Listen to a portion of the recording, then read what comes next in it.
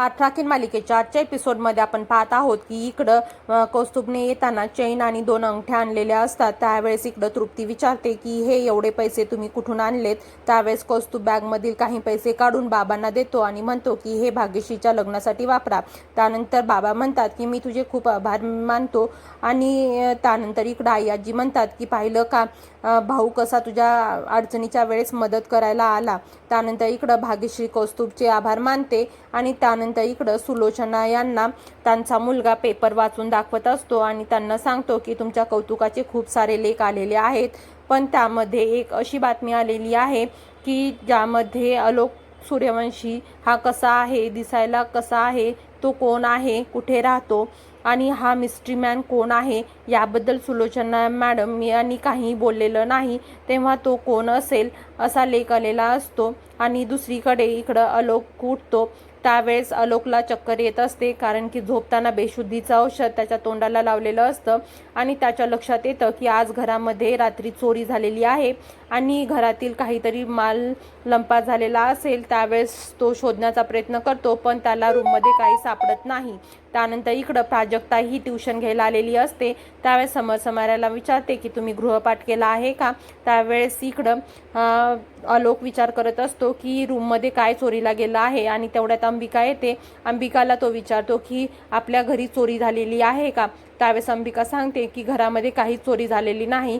तेवढ्यामध्ये इकडं समर हा mouth organ घेतो आणि तो वाजवायला सुरू करतो। तेवढ्यामध्ये आलोक हा तो आवाज ऐकतो आणि म्हणतो की माझा माउथ ऑर्गॅन कोण चोरलेला आहे। त्यानंतर इकडं प्राजक्ता ही तो माउथ ऑर्गॅन घेते आणि म्हणते की तुम्ही अगोदर अभ्यास करा आणि त्यानंतर मी हा तुम्हाला माउथ ऑर्गॅन देते।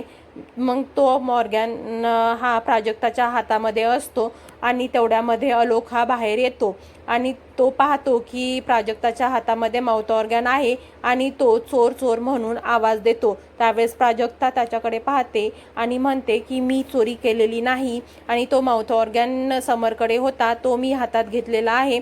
आणि तेवढ्यामध्ये आलोक घाईघाईने येतो आणि तिथे असलेली कुंडी घेऊन प्राजक्ताकडे धावत येतो आणि तिच्या अंगावर टाकणार। तेवढ्यामध्ये त्याला तिथे प्राजक्ता दिसते आणि तो तिच्या मध्ये विसरून जातो आणि तो तिथे तिच्या हातात माउथ ऑर्गॅन पाहतो। इकडे सुलोचना व सगळेजण घाबरतात आणि आलोक हा कुंडी तिच्या डोक्यात न टाकता तिच्या बाजूला टाकतो आणि तिच्या हातातील माउथ ऑर्गॅन घेऊन तिथून निघून जात असतो। तेवढ्यात सुलोचना यांना वाटतं की प्राजक्ता आणि आलोकची भेट ही अशी व्हायला नको होती।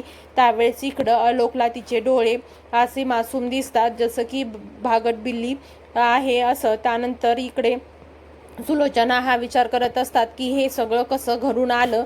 तेवढ्यामध्ये इकडं भाग्यश्रीच्या लग्नाची तयारी सुरू असते आणि भाग्यश्री सगळ्यांना मदत करत असते। त्यावेळेस आई आजी येतात आणि कौस्तुभला म्हणतात की तू हे गरम गरम चहा घे आणि आता थोडासा आराम कर, तू खूप थकला असशील। त्यावेळेस इकडं तृप्ती विचार करत असते की कौस्तुभने हे सगळं कसं मॅनेज केलं। त्यानंतर इकडं तृप्तीला कौस्तुभ सर्व काही सांगतो की हे पैसे प्राजक्ताचे आहेत आणि आता मी 1 लाखाचे 2 लाख केलेले आहे आणि त्याच पैशांनी मी ह्या सगळ्या वस्तू घेऊन आलेल्या आहेत आणि माझ्याकडे आणखीन 4 लाख आहेत आणि त्या 4 लाखाचे 8 लाख करेन, नंतर आपल्याला फॉरेन ट्रिप करता येईल। त्यानंतर इकडं तृप्ती ही खुश होते आणि बाबा म्हणतात की काय सुरू आहे। त्यावेळेस कौस्तुभ म्हणतो की काही नाही, आम्ही बोलत होतो। त्यानंतर इकडं तृप्ती प्राजक्ता ही रूममध्ये येते आणि तिला बसून सुलोचना मॅडम या तिला पाणी देत असतात। त्यावेळेस ती पाणी घेते आणि पाणी पिते।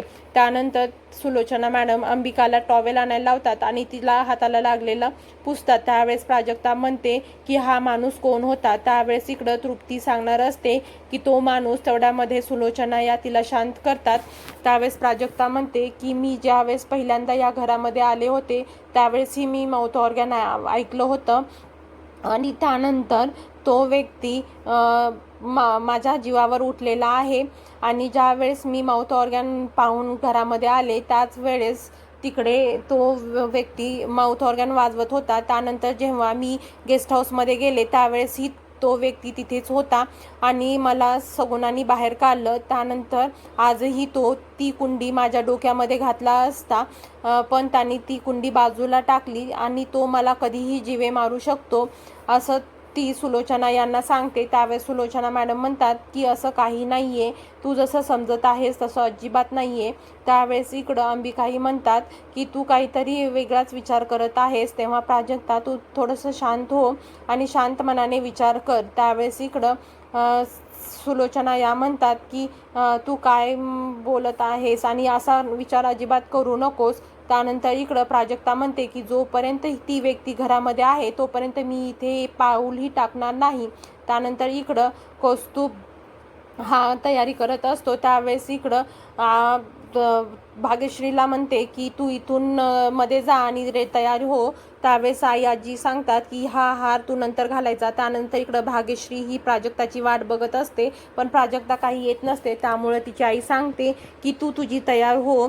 त्यावेळेस भाग्यश्री म्हणते की हो, मला कोणाची गरज नाही आणि आता मी माझी तयार व्हायला समर्थ आहे. त्यावेळेस तृप्ती म्हणते असं कसं, मी काही करून प्राजक्ताला घेऊन येईल. त्यानंतर इकडं आलोक हा माउथ ऑर्गॅन घेऊन येतो आणि तो माउथ ऑर्गॅन पाहतच बसतो. त्यानंतर इकडं प्राजक्ता सांगते की जोपर्यंत तो व्यक्ती घरामध्ये आहे तोपर्यंत मी इथे येणारही नाही. त्यानंतर